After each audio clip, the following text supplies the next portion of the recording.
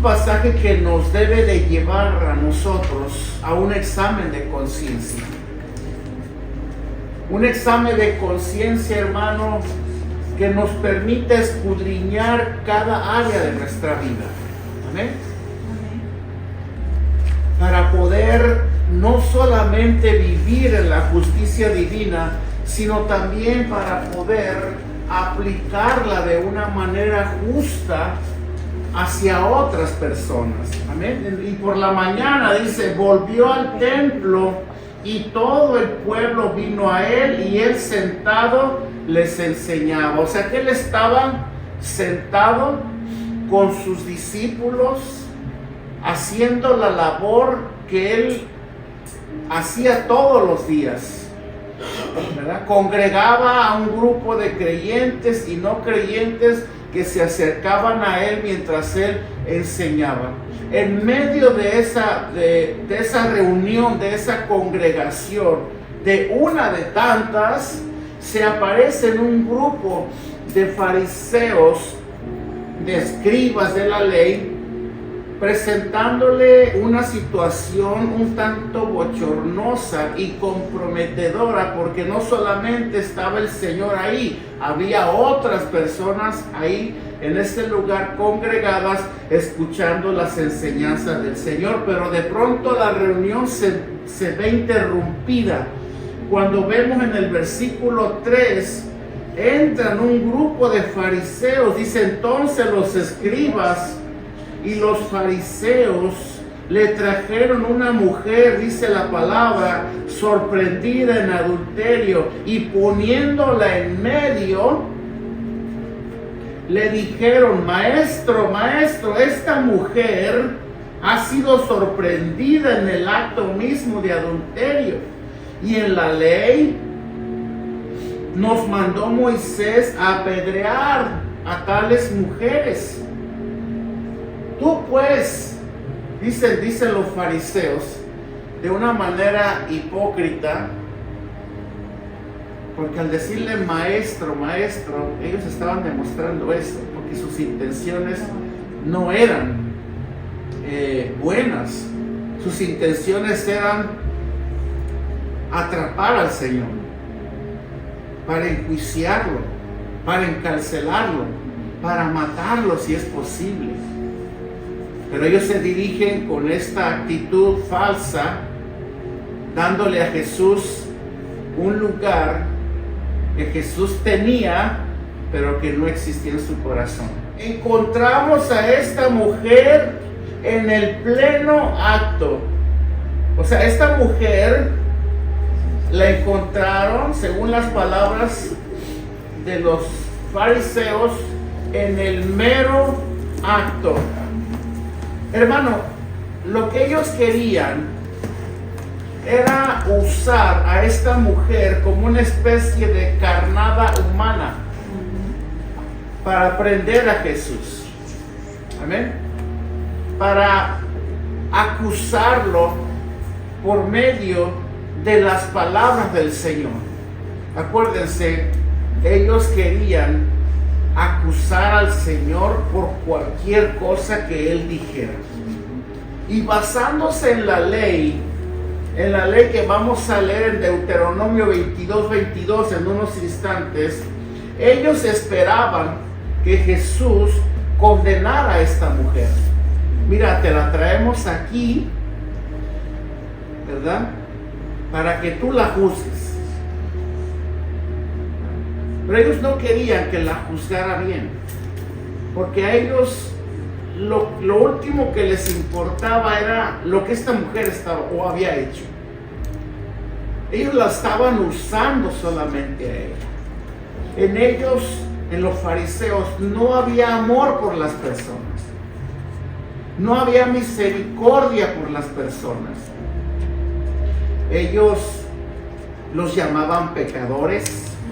Ellos se sentían como que ellos estaban bien con Dios. Inclusive cuando miraban a un pobre o a un enfermo, ellos inmediatamente le atribuían a esto que era por causa del pecado. Ellos eran tan, pero tan religiosos que, vuelvo a repetirlo, a ellos no les importaba la mujer. No les importaba en el fondo, y lo voy a explicar por qué, que se estuviera transgrediendo la ley de Moisés, ¿verdad? Ellos esperaban que Jesús quedara mal, tener con qué acusarlo, ¿verdad? Ellos tenían un tribunal, ¿verdad?, para que ella fuera juzgada conforme a la ley. Ellos tenían a dónde llevar a esta mujer. ¿Por qué la llevaron con el Señor? ¿Por qué la llevaron con Él? Si ellos sabían ya que esta mujer, llevándola a un tribunal, ella iba a salir culpable porque había transgredido la ley, ¿verdad? Aunque cabe mencionar que la inmoralidad en ese entonces, allá en el pueblo judío, había llegado hasta el punto que ya ni la ley de Moisés se respetaba. ¿Sí? Como pasa hoy en día, donde la moralidad cada vez pierde fuerza, donde ya inclusive hoy ya existen leyes que ya están atentando directamente contra la moralidad del hombre en este país, donde ya por cometer un pecado o una falta que antes te hacía merecedor de una sentencia, ahora ya son más livianitos. Ahora ya inclusive un violador puede salir en cuestión de horas. Es tanta la maldad hoy en día que ya el juicio se ha vuelto menos severo ahora, más tolerante.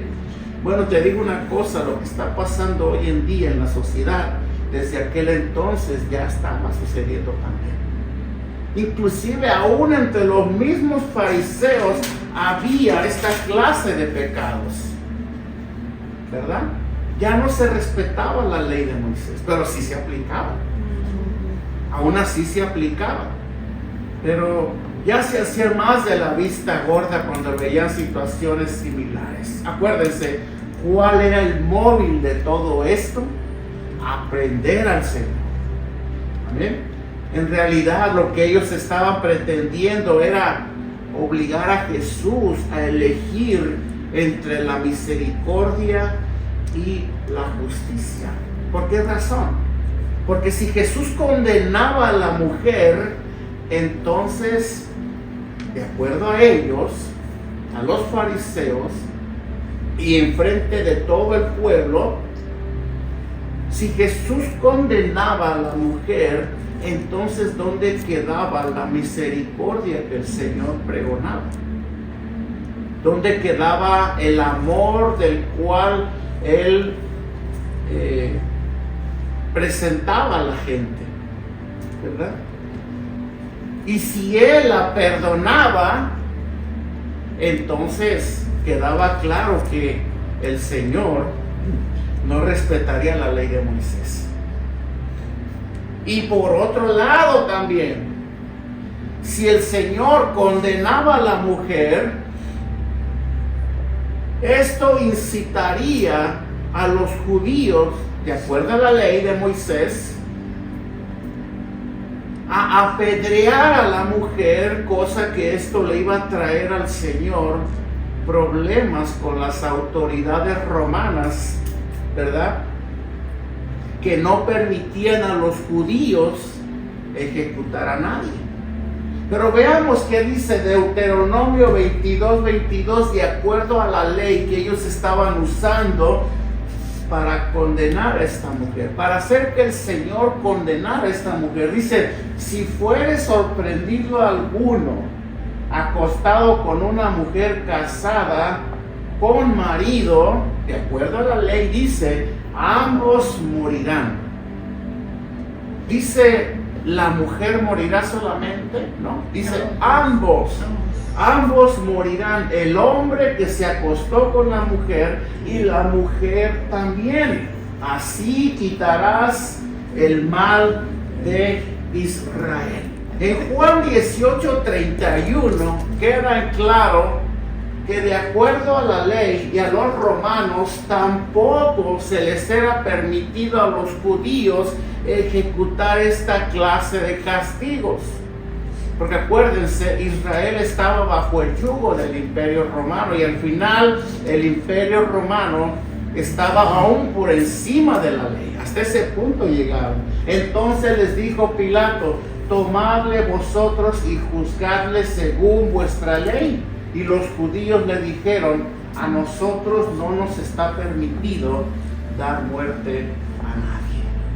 Cuando de acuerdo a la ley de Moisés, ¿qué tenían que hacer? Matarlos. Matarlos y matarlos a los dos.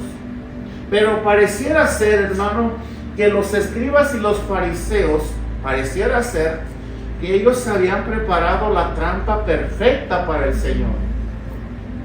Porque al final, dijera lo que dijera el Señor, ellos tenían ocasión para acusarle.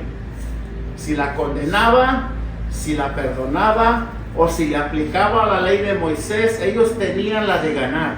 Ellos decían: cualquiera que sea la respuesta a su veredicto, lo tenemos, ya lo tenemos en las manos, en nuestras manos. Él no se nos escapa, ¿verdad? Pero curiosamente a ellos se les olvidaba algo: que aquel al que querían ellos prender y atrapar no era nada más y nada menos que el Hijo de Dios, aquel del cual nadie puede poner sus manos sobre él, porque todo el respaldo del cielo estaba sobre Jesús. Ellos pudieron ser muy astutos, porque como dijimos, ellos hicieron el plan perfecto para acusar al Señor. Pero esto me recuerda mucho lo que dice Job 5:13, donde se habla de la sabiduría que es más grande, la sabiduría de Dios. Dice que prende a los sabios en la astucia de ellos y frustra los designios de los perversos. Ellos se sintieron muy listos. Ahora sí lo agarramos. Y es más, y lo vamos a hacer de una manera espectacular, de un modo que todos los que lo siguen y lo escuchan vean cómo Jesús cae en nuestras manos, cómo Él queda mal delante de su pueblo. Amén. Pero vamos a continuar como dice la historia, versículos 6 y 8 dice: mas estos decían, tentándole para poder acusarle. Pero Jesús, inclinado hacia el cielo, dice la palabra, escribía en tierra con el dedo. Y como ellos insistieron en preguntarle, versículo 8, versículo 7, se enderezó y les dijo: el que de vosotros esté sin pecado, ahí está el veredicto, sea el primero en arrojar la piedra contra ella. El Señor dice: ok, el primero que se sienta libre de pecado, que aviente la primera piedra contra ella. E inclinándose de nuevo hacia el suelo, siguió escribiendo en tierra. Hermano, la pregunta que se han hecho muchas personas, muchas y por todos los tiempos: ¿qué escribía el Señor en el suelo en ese momento? Yo sé que ha habido muchas teorías en cuanto a esto. ¿Qué el Señor escribía? El Señor se levanta y les menciona unas palabras que ellos jamás esperaban, confrontativas, que denotaban y reflejaban la esencia de un juicio justo al final. Y dice la palabra que después Él se volvió a inclinar y escribía en tierra. Muchos dicen que lo que Él escribía en tierra era los datos de su segunda venida, por ejemplo. O que Él escribía en tierra los pecados de esos hombres que estaban ahí en ese momento acusando a esta mujer. Pero la realidad es que el Señor, lo que Él estaba haciendo era darles tiempo. Era una especie como de simulación, ¿verdad?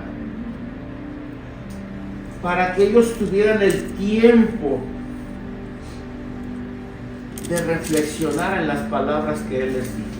Amén. Hermano, aunque Jesús se negó a servirles de juez a ellos en un caso como el del adulterio, lo cual dejaba en claro, ¿verdad? De acuerdo a la ley, ella era culpable. ¿Y cuál iba a ser la sentencia? Jesús sabía lo que tenía que hacer. Sin embargo, tras la insistencia de los fariseos, ¿y tú qué dices, Señor? Señor, te estamos hablando. ¿Qué dices tú de esto?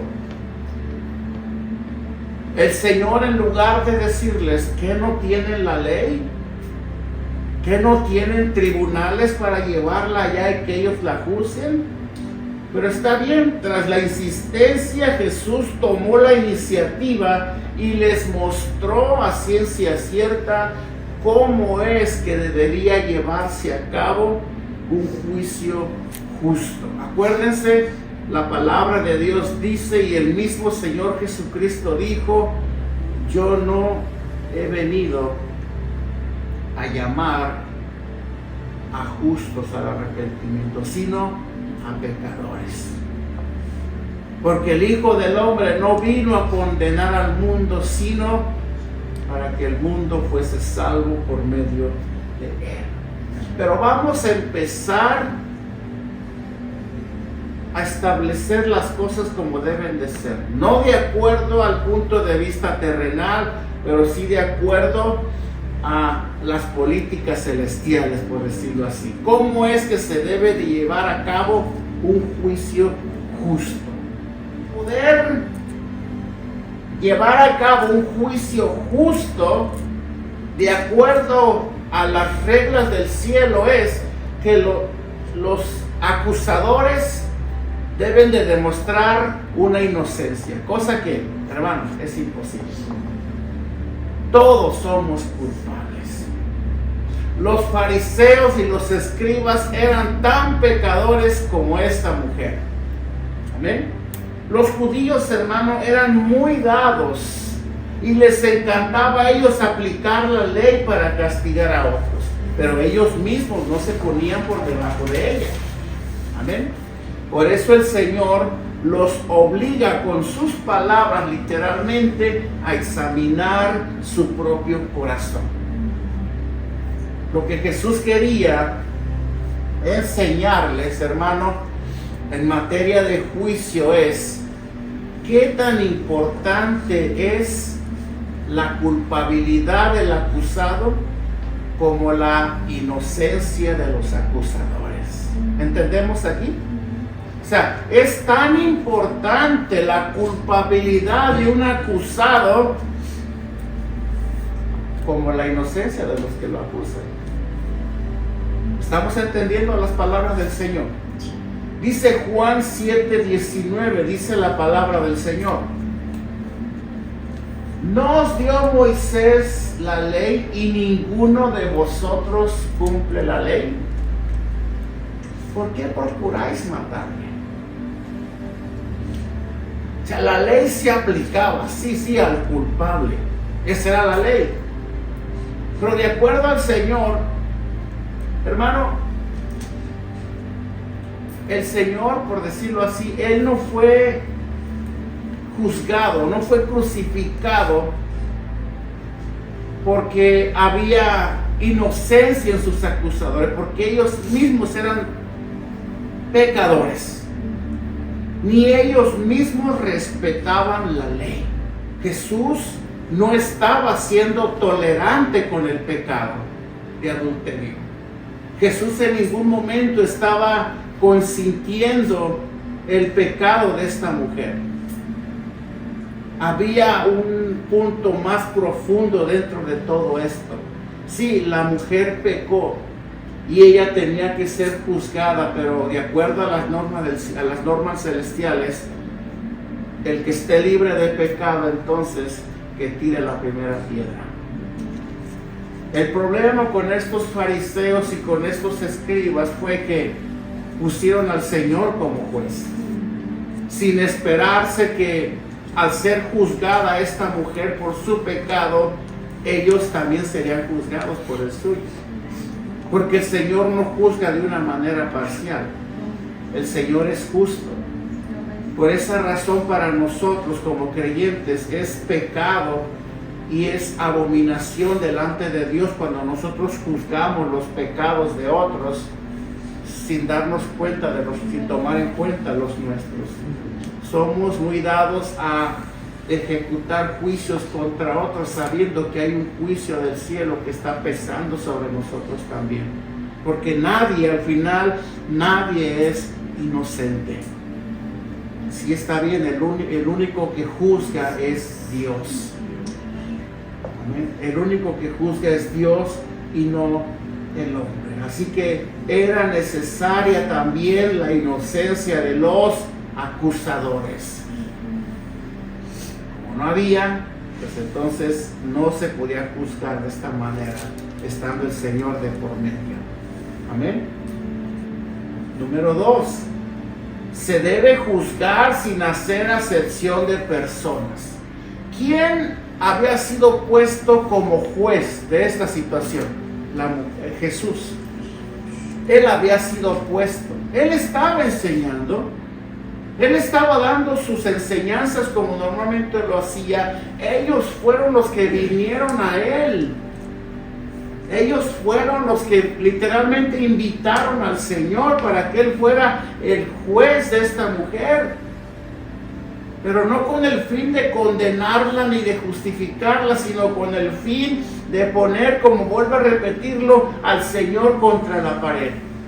Ellos iban tras un objetivo, pero cometió el grave error de que Jesús los iba a juzgar a ellos también. Pero la pregunta es, si la ley dice, si ellos eran celosos de la ley, la función de los escribas era escribir la ley y meditarla, eran celosos de la ley. Los fariseos de igual manera, por eso había una conexión muy adecuada entre ellos dos, se unían y confabulaban. De hecho, ellos fueron los primeros que se levantaron y se levantaban cada que el Señor enseñaba, ¿verdad? Ahora pregunta, ¿por qué tenían que estar en contra del Señor si Él predicaba la ley también, como ellos? Había un celo en sus corazones. Había un celo hacia el Señor. La ley decía, ambos morirán, tanto el hombre como la mujer. La ley de Moisés dictaba esto, pero pregunta, ¿por qué no llevaron al hombre también? ¿Por qué solamente llevaron a la mujer delante del Señor? Si el hombre también pecó, ¿por qué fueron más tolerantes con el hombre y nada más tomaron a la mujer y la llevaron delante del Señor? Y quién sabe cómo la llevaron, si arrastrando, si de los pelos, si con poca ropa, yo no sé, pero ¿por qué no juzgaron al hombre también? ¿Ven? Hermano, eso me enseña, eso me recuerda mucho a la situación actual. El pecado sexual, cuando un hombre lo comete, sí es grave y todo, pero no lo es tanto como cuando una mujer lo comete. El hombre puede cometer adulterio y puede de pronto ser sancionado de alguna manera, pero eso no deja de que el juicio para él sea un poco más tolerante. Pero cuando la mujer falla, cuando la mujer es la adúltera, hay un peso más grande, hay un escándalo más grande, hay una mancha más grande sobre la mujer. ¿Sí? En aquel entonces era lo mismo. Ellos sabían que llevando a la mujer, ¿verdad?, la consecuencia de esa acción era todavía más grande.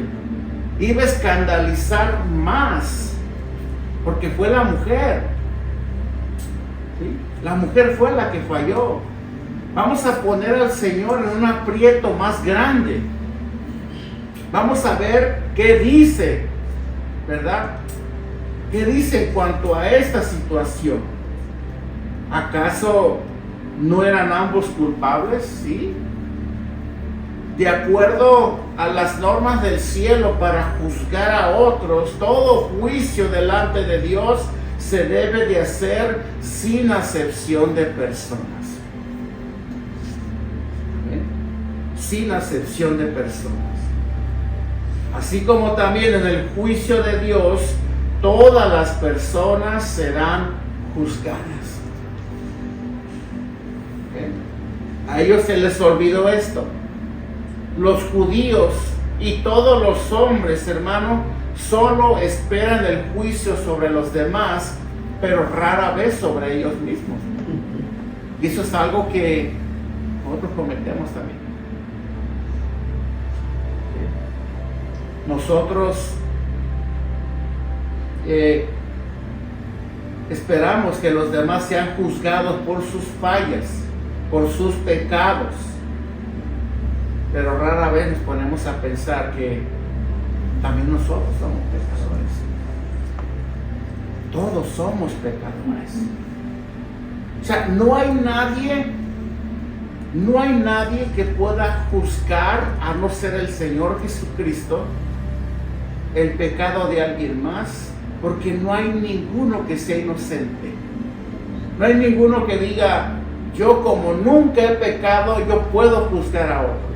Te digo una cosa, si alguien tenía el poder, la autoridad y todo, de aventarle de piedras a esta mujer en ese grupo, era Jesús.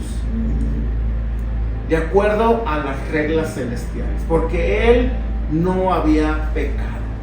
Pero ¿por qué estos hombres querían apedrear a esta mujer? Pecadores como ella. Sí, ella fue sorprendida, ok, pecó. Vuelvo a repetirlo, el Señor no estaba siendo tolerante con su pecado. Lo que el Señor quería que ellos vieran, que ellos examinaran su propio corazón, y que en materia de juicio ellos aprendieran a juzgar de una manera justa. De hecho, la Biblia condena cuando nosotros juzgamos a alguien más. Nosotros, hermanos, tenemos el juicio prohibido delante de Dios. El juicio hacia otros, la Biblia nos lo prohíbe a nosotros. Ese juicio solamente le corresponde a Dios. Amén. Porque hoy eres tú, mañana puedo ser yo. Hoy tú tropezaste, mañana puedo ser yo el que tropiece. Hoy tú necesitas que alguien vaya y te levante, mañana seré yo el que voy a necesitar que alguien venga y me levante. ¿Pueden ustedes ver la actitud de los fariseos? ¿Sí? ¿Pueden ver ustedes cuál era la condición del corazón de ellos? Hermano, ellos no pensaron ni siquiera por un instante que al juzgar a la mujer delante de Jesús, ellos también serían juzgados. Porque en esto consiste el juicio divino. Especialmente teniendo a Jesús como juez. Teniendo a Jesús como juez. Hermano, todos los pecados serán juzgados. Los fariseos se sentían a salvo bajo la capa de su religiosidad. Ellos, como no adulteraban, no fornicaban, no cometían pecados mayores, ellos se sentían con toda esa autoridad de juzgar. Ellos se refugiaban bajo esa capa religiosa. Amén. Pero de acuerdo a la Escritura, lo cierto es que la transgresión de cualquier mandamiento, sea pequeño, sea grande, va a acarrear castigo delante de Dios. Hermano, tanto el homicidio como el adulterio, así como el orgullo, la mentira y la falsedad, todo delante de Dios será juzgado. Dice Santiago 2, del 10 al 11. Fíjense bien lo que dice la palabra. Pero cualquiera que guardare toda la ley, pero ofendiere en un punto, se hace culpable de todos. O sea, tú puedes cumplir bien toda la ley, pero si tú fallas en uno solo, quizás tú no seas un adúltero, quizás tú no seas un idólatra, quizás tú no seas un asesino en serie o un violador, pero con una simple mentirita, hermano, se derramó todo el vaso de agua. Con un solo pecado, uno solo, te haces, me hago yo, transgresor de toda la ley. Hermano, delante de Dios no existen categorías. Por ejemplo, el adulterio, la homosexualidad, el asesinato son para muchos pecados mayores. Mientras yo no cometa estas cosas, pues yo estoy bien. Aunque sí de pronto me echo mis mentiritas, hago mis trampitas, miro cositas que no debo de ver en la internet, eso no me hace tan culpable. No, hermano, delante de Dios, si tú guardas la ley en todo de acuerdo a tu perspectiva, pero si fallas en un gramo así, en un gramito así de la ley, eres tan culpable delante de Dios como si fueras un asesino en serie, como si fueras un adúltero. Esta era la condición de los fariseos. Esa fue la actitud de los fariseos al intentar usar a una mujer pecadora, nadie dice que no, para acosar al Señor. Y entonces dice la Escritura que el Señor se agachó y siguió escribiendo en tierra, dejándolo solo con su conciencia para darles tiempo a que examinase su corazón a sí mismos. Hermano, de pronto el cielo va a ser un silencio cuando nosotros fallamos, cuando nosotros transgredimos la ley y sabemos que lo hemos hecho. Hermano, el cielo guarda silencio. Por eso hay personas que dicen: tengo ya varios días que no siento a Dios. Tengo ya varios días que mis oraciones siento que se quedan ahí en el techo. Tengo ya varios días que siento la ausencia de Dios. Lo primero que yo hago personalmente, y es lo que yo aconsejo también cuando esto te suceda, se puede deber a muchas cosas, pero nunca descartes la posibilidad de que a lo mejor en tu vida hubo una falta que provocó ese silencio en el cielo para ti. Es un silencio, creo yo, que el Señor usa y manifiesta con el fin de que nosotros escudriñemos nuestro corazón. ¿Sí? Es un tiempo para que nosotros meditemos ¿Qué hicimos mal? ¿En qué fallamos? ¿Dónde estuvo? ¿Dónde fue el tropiezo? ¿Sí? Ese silencio, hermano, cuando llegue a tu vida, puede estar diciéndote que hay algo que tenemos que poner a cuentas con Dios. Amén. Versículo 9 y 10 continúa diciéndole, pero ellos al oír esto, a ver, ¿qué fue lo que ellos oyeron del Señor?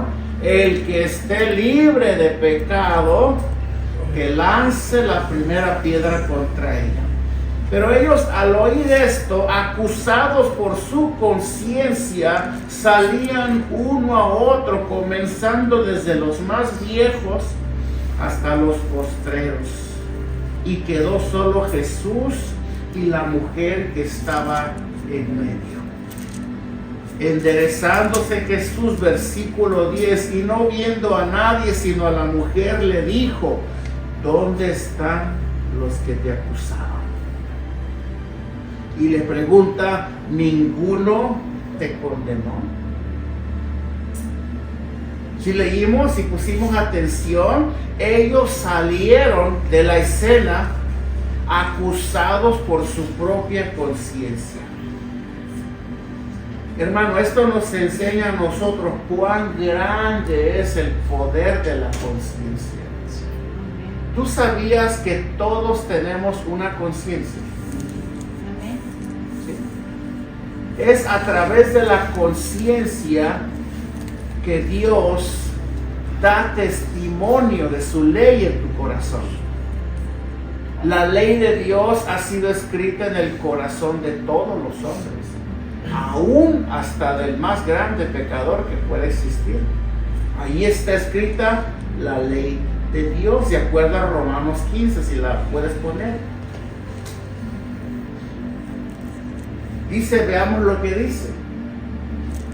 Mostrando la obra de la ley escrita en sus corazones, dando testimonio su conciencia y acusándoles o defendiendo sus razonamientos. Hermano, la Biblia dice que la ley de Dios ha sido escrita en la conciencia de todos los hombres. ¿Sí? Es más, el pecador, cuando peca, sabe que está haciendo mal. Sabe, está en su conciencia, le da testimonio de que acaba de hacer algo ilícito. Pero por causa del pecado y la naturaleza caída, este hombre o esta mujer pueden llegar a no sentir un compungimiento o una convicción interna o nada que los acuse directamente, sino su conciencia. ¿Por qué? Porque ellos todavía están presas, o son presas, son cautivos, ¿verdad?, de la maldición adámica en ellos. Ellos pecan. Y lo hacen cuando quieren, pero hay algo muy dentro de su corazón que les dice, esto que hiciste no está bien. No está bien. Arrepiéntete. Es la lucha, es el testimonio, ¿verdad?, a través de la conciencia divina en cada persona. Hermano, la verdad es que nuestra conciencia por sí sola no nos salva ni salva a nadie, pero sí puede hacernos sentir nuestra culpabilidad. ¿Sí? Y creo yo que por esa razón, ¿verdad?, la conciencia del hombre opera en esta área. Es la que te hace sentir culpable. ¿Quién se ha sentido culpable en algún momento de algo que hizo mal? Todos nos sentimos mal. Esa culpa viene de la conciencia. La conciencia, donde vuelvo a repetir, testifica la ley de Dios escrita en tu corazón. Algo que hiciste no estuvo bien y sientes como consecuencia una culpa interna la cual te va a llevar a un arrepentimiento que te puede llevar a la salvación de Dios, a una conversión. Los fariseos, los escribas, ellos sintieron en su conciencia, ¿verdad? Se sintieron acusados en su conciencia porque en el fondo ellos sabían, bueno, ¿y quién soy yo para juzgar a esta mujer? Si yo también he hecho cosas. Se acordaron de quiénes eran ellos. Por eso no debemos de juzgar a los demás. No debemos de acusar a nadie. Porque creo yo que cuando eso sucede, algo dentro de nosotros se activa y nos recuerda, ¿y tú? ¿Sí? ¿Tú que juzgas a otros si tú haces lo mismo? ¿Tú que juzgas a los demás si tú también pecas, si tú también fallas? A veces somos dados a juzgar pecados que aún nosotros mismos hemos cometido. ¿Sí o no es cierto? Antes de quitar la paja del ojo de tu hermano, el Señor dijo, quita la viga que está en tu ojo primero, para que puedas ver con claridad. Hermano, por eso los cristianos no debemos de juzgar a los demás, porque nos hacemos dos veces culpables cuando juzgamos los pecados de alguien más, sabiendo que también sobre nosotros pesa la culpa del pecado. ¿Sí? No, la Biblia no nos manda a juzgar, no nos manda a ser jueces de los demás. ¿Amén? Porque puede ser que a lo mejor al hacerlo sintamos lo mismo que estos fariseos. Ellos comenzaron a irse, dice, uno por uno. Hasta en ese momento estos hombres demostraron orgullo. Demostraron que ellos en verdad no se habían arrepentido de lo que el Señor les había dicho y en su cara. El irse, el salir uno por uno manifestaba que sí, tenían que salir, pero vamos a hacerlo con la frente en alta. Váyase uno por uno. Que ni siquiera se dé cuenta que ya no fuimos todos. ¿Verdad? ¿Será que quizás ellos podían ver a Jesús? Ellos podían ver al Señor leyendo sus corazones desde donde Él estaba. Y eso no les gustó nada. ¿Ven? Por eso muchas veces las personas no vienen a Jesús. Por eso a veces dice la palabra que los que habitan en las tinieblas no vienen a la luz, para que sus pecados no sean expuestos. El pecador que viene y empieza a ver las verdades de Dios, acusándolo en su conciencia, luego dice, patitas, ¿para qué las quiero? Me voy y me voy a buscar otro lugar donde no me pisen callos. ¿Sí? Por eso las iglesias que son fieles a la predicación de la palabra no son muy populares.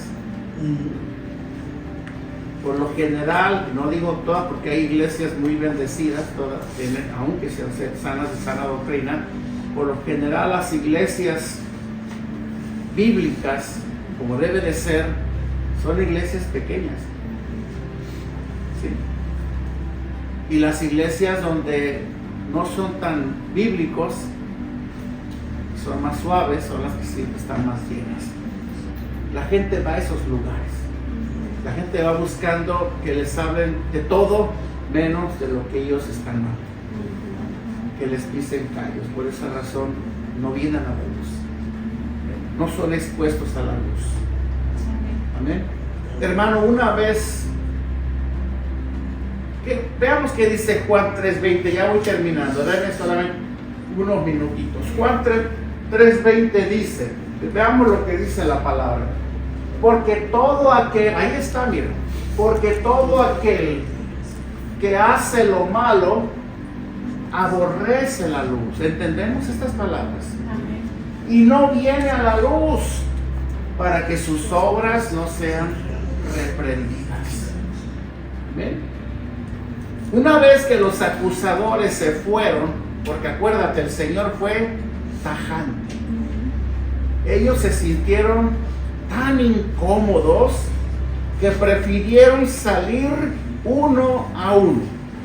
Una vez que ellos se fueron, dice la palabra que solamente quedó el Señor Jesucristo y la mujer acusada de adulterio.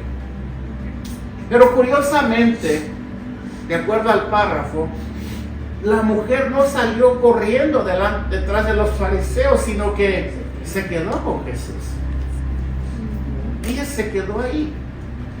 Yo creo la vergüenza, yo no sé, pudo haber hecho que ella también se fuera. Pero ella se sintió perdonada en ese momento. Hermano, te digo una cosa. Solamente aquellos que han recibido el verdadero perdón de Dios son los que se quedan con el Señor. Amén. Son los que caminan con el Señor. ¿Sí? Son los que reconocen al Señor en todos sus caminos. Aquel que sabe que se le perdonó mucho, mucho ama, el Señor dijo en una ocasión. Y aquel que sabe que se le perdonó poco, según él, según ella, ama poco. Esta mujer se quedó con el Señor como cualquier otro creyente que cuando recibe el perdón de sus pecados decide darle la vuelta al mundo y al pecado y se queda con el Señor.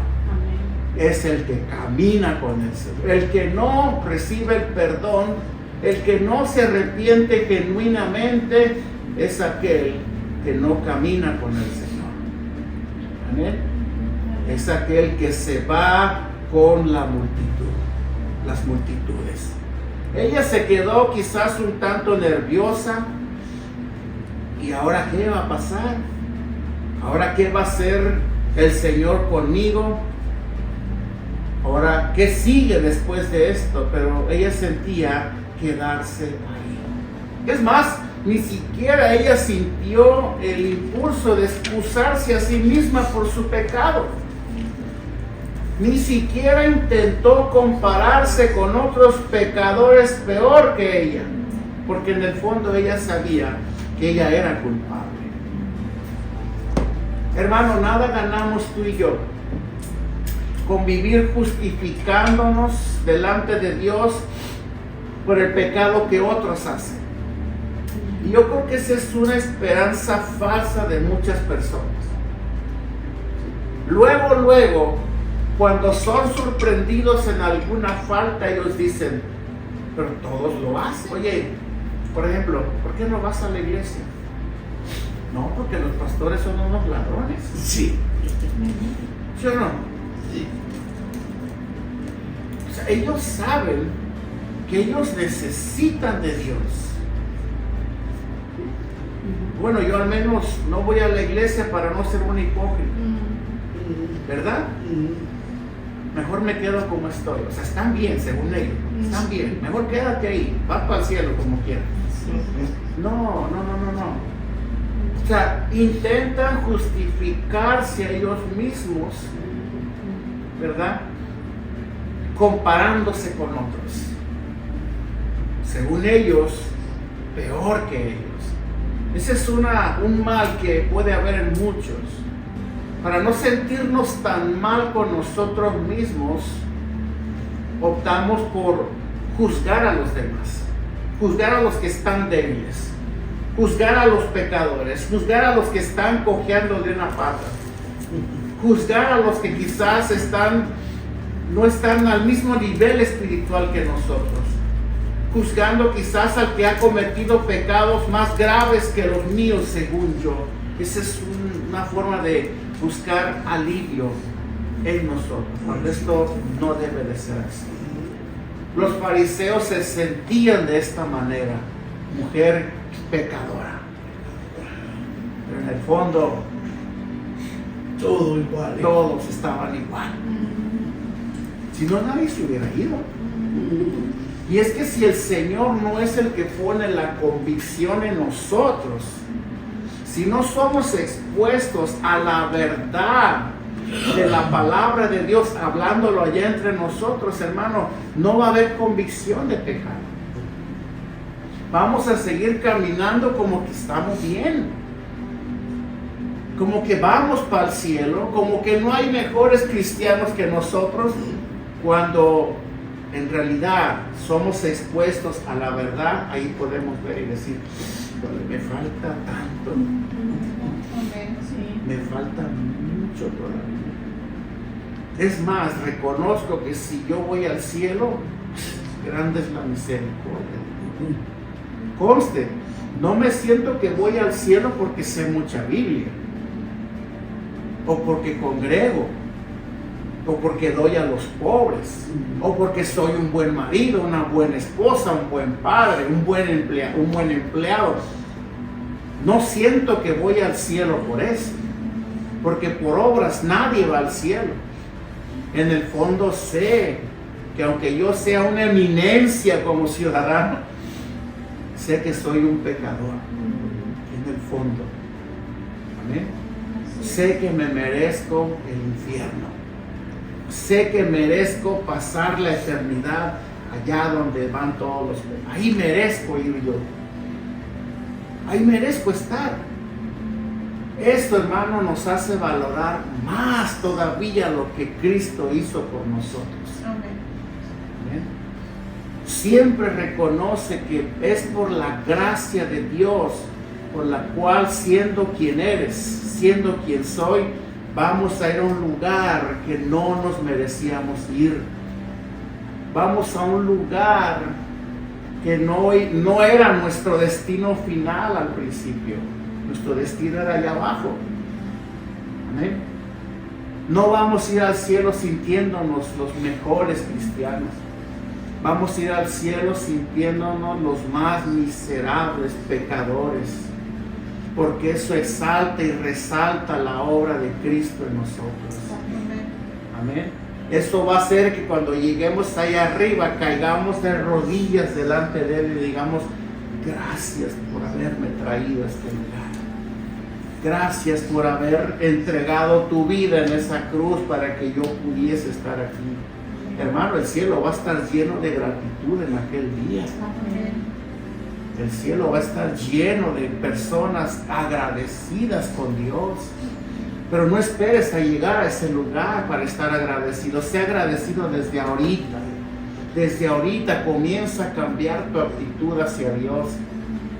Desde ahorita comienza a demostrarle a Cristo, a Dios, el valor tan grande que es para ti, tiene para ti lo que Él hizo. ¿Sabes por qué razón Jesús no condenó a esta mujer? ¿Sabes por qué razón? Porque esta mujer reconoció que era pecadora. ¿Amén? Sí, la ley la podía haber juzgado. Y creo yo que ante la ley terrenal, delante de la ley terrenal, nadie se va a escapar. Tú puedes ser un creyente y cometer una transgresión e ir a prisión. Sí, porque esa es la ley terrenal. Pero tú puedes ir a prisión terrenal siendo justificado en el cielo.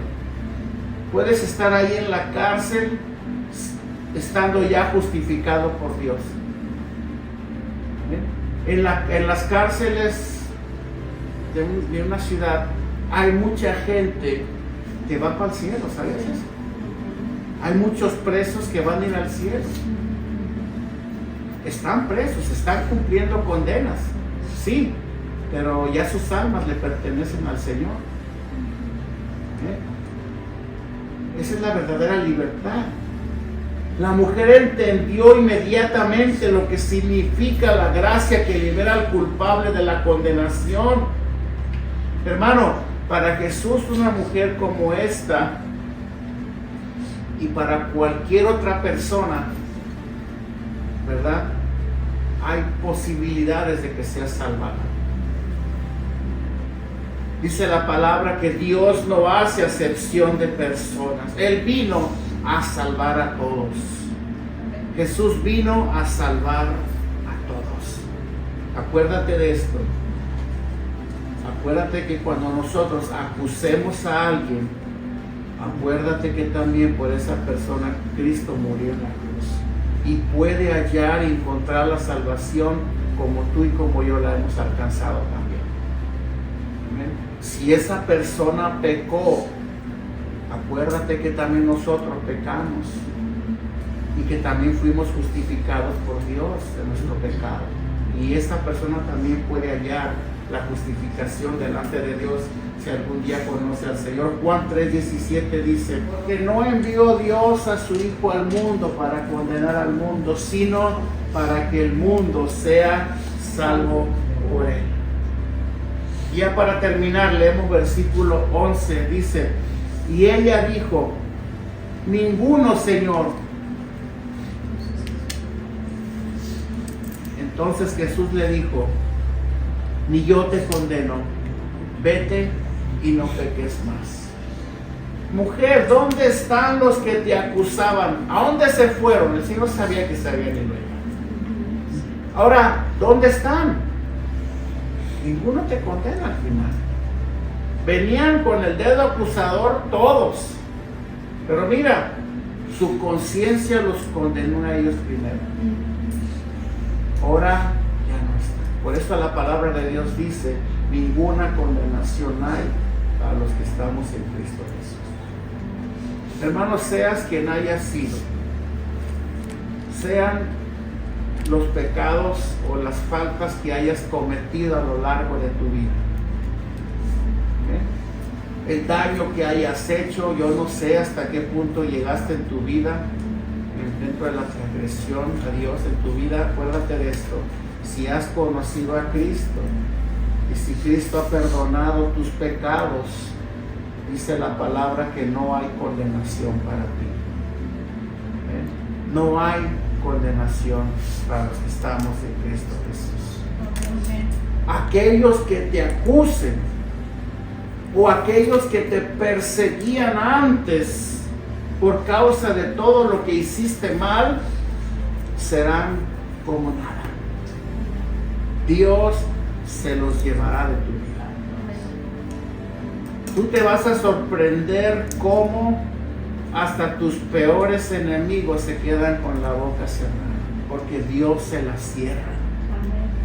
Dios aleja de tu vida y se los lleva lejos a todos aquellos que tengan contienda contigo.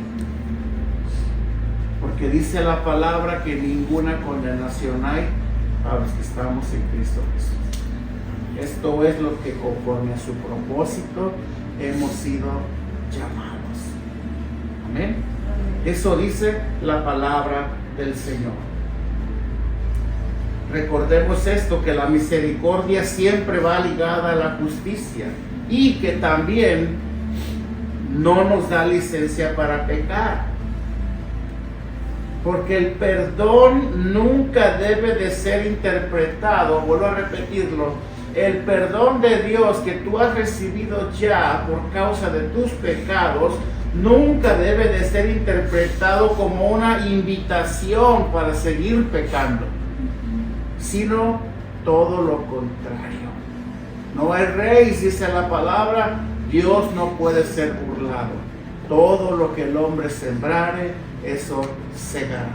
Hermanos, si Dios ya te ha perdonado por lo malo que hiciste, por los pecados que hayas cometido, si Dios ya te ha perdonado, acuérdate de esto, ¿sí?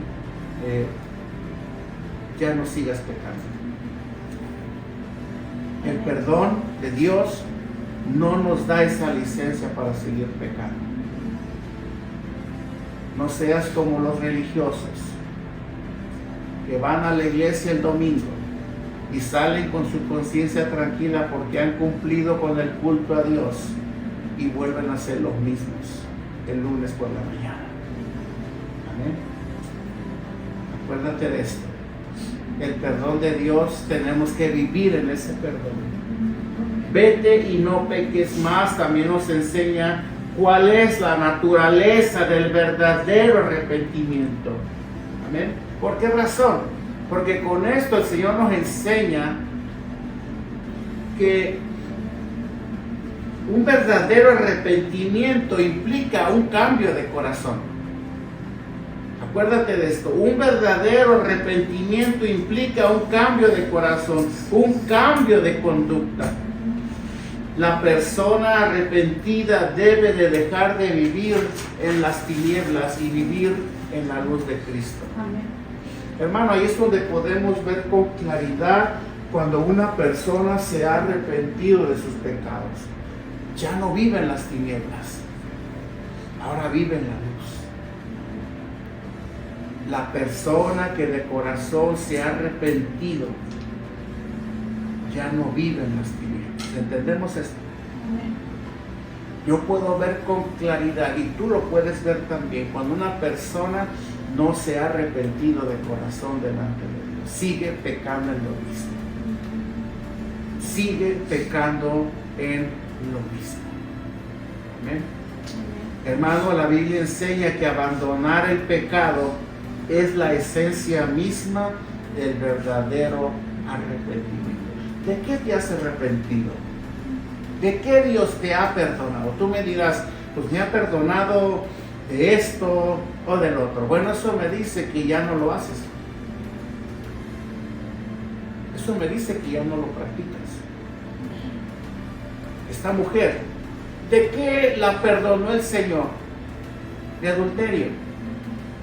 Pero si ella ha salido de ahí a acostarse con otros más que no fueran su marido, ¿ustedes creen que se arrepintió? No, para nada. Al contrario, la Biblia dice que al final ella se quedó con el Señor. No, es que antes robaba.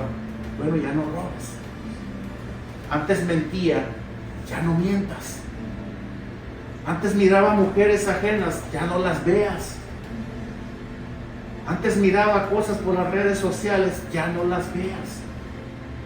Ya Dios te perdonó, ¿verdad? Sí, entonces ya no las hagas. No podemos tentar a Dios. Dice la palabra, no erréis, no erréis. Dios no puede ser burlado. La manifestación más clara es que la persona se abandona el pecado. Ha abandonado todas esas cosas que antes la separaban de la gracia de Dios. Ahora camina diferente. Ahora ha dejado de lado todas esas prácticas pecaminosas, todas esas obras, acciones que contristaban a Dios. Ahora ya no las hace. Hermano, esa es la verdadera esencia del arrepentimiento. Amén. Y también recordemos que no nos vale de nada ante los ojos de Dios un arrepentimiento que solamente consiste en palabras, que solamente consiste en deseos y en buenas intenciones del corazón. Esto, hermano, es mucho más que eso. Además, hermano, no le hacemos un favor a Dios. Mira, alejarte de tus prácticas pecaminosas, alejarte de todas esas cosas que te llevan a pecar ante Dios, solamente te destruyen a ti mismo. O sea, no a Dios. Dios se contrista, sí, Él nos ama tanto que proveyó la salida para nosotros, pero al final, ¿quiénes se están destruyendo a sí mismos? Nosotros. Porque el pecado destruye, el pecado mata, el pecado destituye de la gloria de Dios. Si tú pecas, tú mismo te estás separando de Dios, tú mismo. Y separados del Señor, el Señor Jesucristo dijo, porque separados de mí nada podéis hacer. ¿Amén? Hermano, a mí me aterra la idea, y créemelo, soy hombre, soy pecador. Soy pecador, no porque practico el pecado, sino que aún estoy aquí y me arrepiento cuando fallo obedeciendo los impulsos de esta carne. Pero si algo me aterra a mí es algún día volver a lo que yo hacía antes y pecar de una manera que mi conciencia no me acuse. Porque ese día yo habré caído de la gracia. Ese día mi vida va en declive. Ese día mi vida ha quedado sentenciada ya. a una separación eterna con Dios, a menos de que yo vuelva al camino nuevamente. Pero ¿para qué nos exponemos? Amén. La gente que se aparta de Dios, la gente que no se quiere arrepentir delante de Dios, hermano, está tentando a Dios, porque en una de esas te coge un accidente. En una de esas estás en un restaurante, un centro comercial, se suelta una balacera y te toca una bala.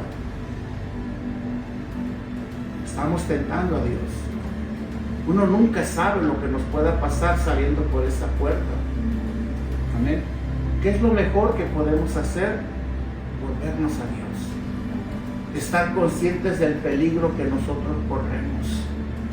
Dice Proverbios 28:13, dice la palabra. Dice, el que encubre sus pecados, ¿entienden esa palabra? Encubre. El que esconde sus pecados no prosperará. No, pero yo soy bien próspero. No, no se refiere a eso. Espiritualmente. Vas para abajo. El que vive encubriendo sus faltas delante de Dios, pecados, no va a prosperar espiritualmente.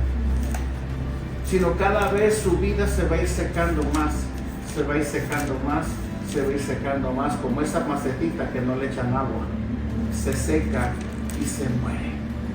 Espiritualmente comenzará a morir cada vez más y más y más. Más el que los confiesa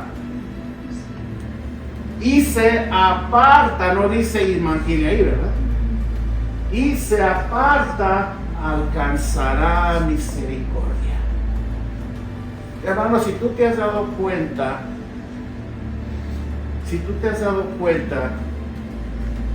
que en ti todavía hay algunas cosas que no le agradan a Dios y que Dios las ha puesto ya delante de tus ojos para que las veas tú mismo, apártate. Te digo una cosa, en el amor del Señor, apártate. No continúes ahí, no te expongas, porque una vez que el Señor te las presenta y tú las rechazas, ya no hay salvación. Dice el libro de los Hebreos, ya no hay otro sacrificio que ofrecer por ti. El que pisoteare y tenga por inmunda la sangre de Cristo, ya no hay más sacrificio por ofrecer, sino horrenda expectación de juicio. ¿Ven? Ya no hay. Si yo oculto mis pecados, si no los confieso, si no me aparto de ellos, hermanos, ya no hay otra salida para mí. Mira, este tipo de mensajes, lo repito otra vez, no son muy populares hoy en día. Hoy las iglesias te hablan de muchas cosas bonitas y hermosas que te hacen salir motivado del culto, pero de verdad te están llevando a la santidad. De verdad te están acercando a Dios. De verdad te están asegurando en base a las Escrituras una eternidad con Cristo. De verdad. De verdad están guiando a la gente por el camino angosto, o están siendo guiados por el camino espacioso donde todo el mundo se va, porque es fácil, porque es llevadero, porque todos van por ahí. ¿Sí? De verdad, escudriñalo. De verdad, esos caminos que tú estás llevando en este momento te están llevando a Dios, te van a llevar al camino de Dios, o te están separando cada vez más. ¿Amén? Es el tiempo de meditar. Hermano, es hasta que una persona deja de hacer el mal y abandona sus pecados que puede decirse que se ha arrepentido verdaderamente. Yo estoy convencido que Dios te ha traído a un lugar como este, pequeñito, y bajo estas condiciones, porque Él quiere llevar un mensaje a tu corazón. Estoy seguro que es así. Juan 5:14 dice: Después le halló Jesús en el templo y le dijo: mira, has sido sanado, no peques más, para que no te venga alguna cosa peor. No peques más. ¿A quién le dijo esto el Señor? A un hombre que fue paralítico. Ya Dios ya nos perdonó. El pecado de la mujer adúltera fue perdonado. Jesús lo perdonó. Y estoy seguro que esta mujer, y las Escrituras así lo enseñan, que fue una de las más allegadas al Señor en el servicio y en el ministerio. Una mujer consagrada a Dios. Hermano, el perdón de Dios trae transformación a la vida del hombre.